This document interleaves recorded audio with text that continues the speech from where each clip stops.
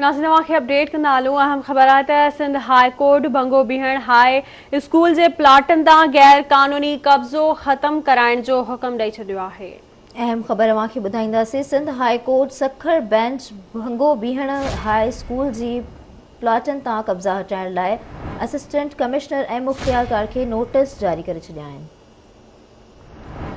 अहम ख़बर आहे अवांखे अपडेट कंदा हलूं त सिंध हाई कोर्ट भंगो बीहण हाई स्कूल जे प्लाटनि तां गैर क़ानूनी कब्ज़ो ख़त्म कराइण जो हुकुम ॾेई छॾियो आहे। Sindh high court Sukkur bench Bhango Beehan high school जे प्लाटनि तां कब्ज़ा हटाइण लाइ असिस्टेंट कमिश्नर ऐं मुख़्तियारकार खे नोटिस जारी करे छॾिया आहिनि।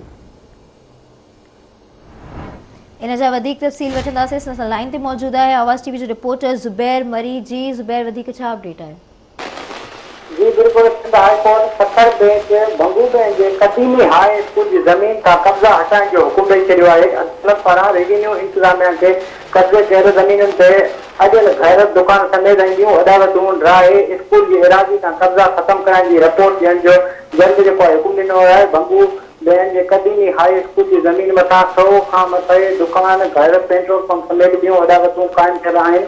कब्ज़ा ख़त्म कराइण लाइ इलाइक़े वासियुनि साल 2017 हाई कोर्ट सखर बेंच में पिटीशन दाख़िल कराई हुई। उन पिटीशन जी अॼु ॿुधणी थी आहे। अदालत सॻोरी पारां फ़ैसिलो ॿुधायो वियो आहे।